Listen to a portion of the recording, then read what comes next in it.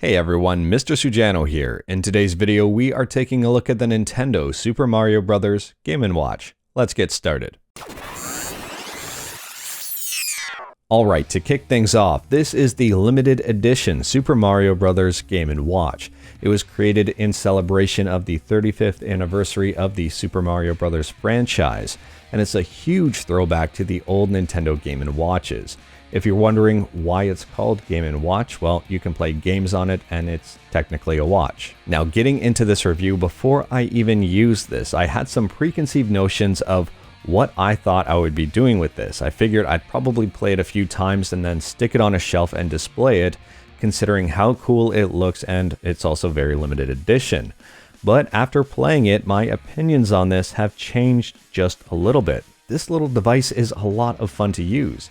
Maybe even console of the year. Now, taking a look at the box here, the box looks really nice, the packaging is really nice, and the overall text on the box will vary based on the region that you buy this Game & Watch. For example, I'm in Canada, so it has both English and French language printed right on the box. The plastic outer sleeve of this box does have artwork printed directly on it, so you will want to keep this sleeve if you want to keep this thing complete in box. On top of that, be extra careful because this sleeve scratches extremely easily. Since the sleeve does have artwork on it, removing that sleeve changes the overall appearance of the box. Inside the box is a user guide, a little Nintendo branded USB-C cable, and the Nintendo Game & Watch. The face of this Game & Watch has 5 different buttons: game, time, pause, and set. Those are the top 3.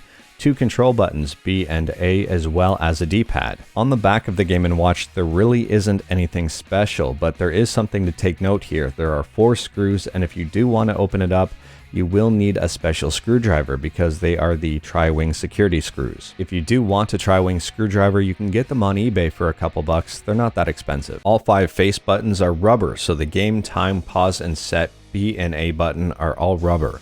Very reminiscent to the old Game & Watches. I was pleasantly surprised with the overall feel of this D-pad. It pivots really nicely. It does feel like a miniature version of the old NES D-pad. It's pretty good. There is only one speaker on this device, but it does get pretty loud and it is pretty clear. It's on the left side.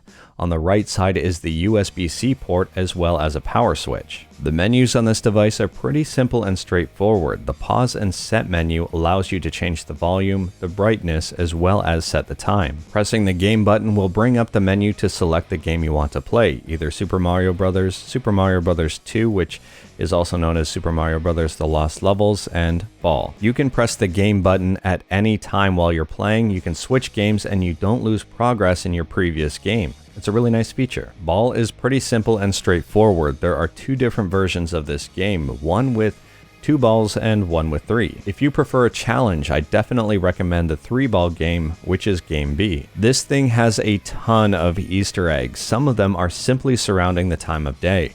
At different times of day, you will get a different time screen. Another fun Easter egg is to hold down the A button for 5 seconds on either the Super Mario Bros. Or Super Mario Bros. 2 menu screens.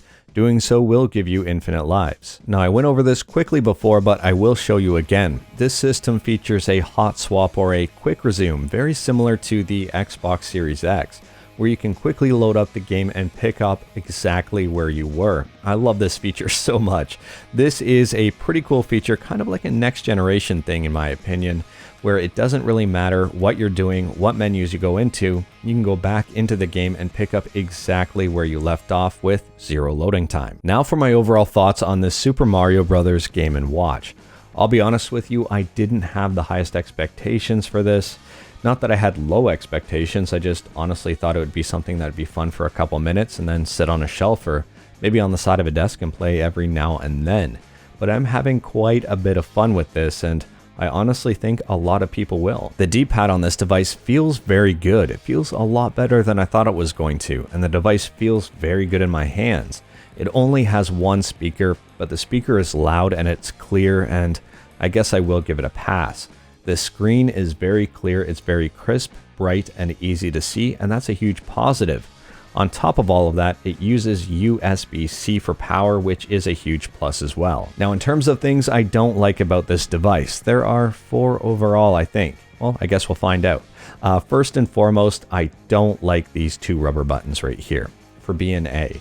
Now, yes, they are reminiscent of the old Game & Watch, but at the same time, I don't feel that they suit Super Mario very well. They are rubber, they are mushy, and they are not the most responsive out there. They could be a lot worse, but they could be a lot better. If they used plastic buttons that were nice and clicky, I think that would be a lot better. Now, on to the second thing I don't like about this device.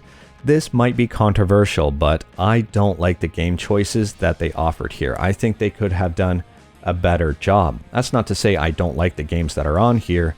I just don't like what they did. I think since this is a Super Mario Bros. 35th Anniversary Edition system, they could have done the Super Mario series a little bit more justice. I honestly think they should have put Super Mario 1, 2, and 3 on here, scrapped Ball or scrapped the Lost Levels, and just had those 3 games, and this would have been a massive home run. And that's nothing against the Lost Levels, and that's nothing against Ball. Those are fine games, but I just feel that Super Mario 1, Super Mario 2, as we know it over here in North America, not the Lost Levels, and Super Mario 3 would have been mighty fine choices on this little thing. The third thing I don't like about this device, and I think a lot of people will agree with me here, you cannot use this as a clock. There's no way to disable the auto shut off, and that's a huge bummer, and there's also no stand to have this to sit up.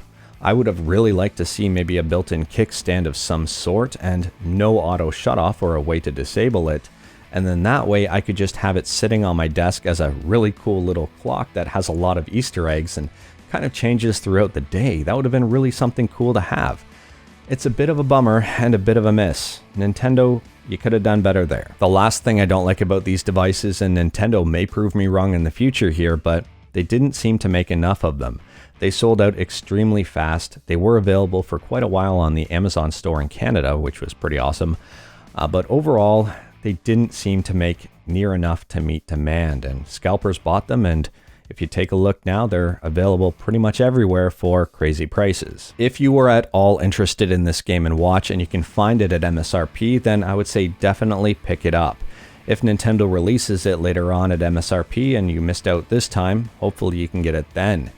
If you have to pay more than MSRP and you're very interested in this, don't overpay for this device. I don't think this is worth a penny over 50 bucks American. I'll be quite honest with you, 50 bucks American is stretching it for this. I can see it justified, but I can't justify paying any more than that. Don't feed the scalpers. Don't overpay for this device. At the end of the day, it's a piece of plastic with some ROMs on it, and you can play Super Mario in a bunch of different places. It's been released, I think, on almost every single Nintendo system out there. You can even play it on your Android phone if you want, so I wouldn't worry too much about it. If you can get it, great. If you can't, it's not the end of the world. Anyways, that is all I've got for today. Let me know what you think about this Nintendo Game & Watch in the comments below. If you like this video, leave a like. If you didn't like this video, leave a like. Hit that subscribe button. Check out my other videos. Thank you, everyone. Take care.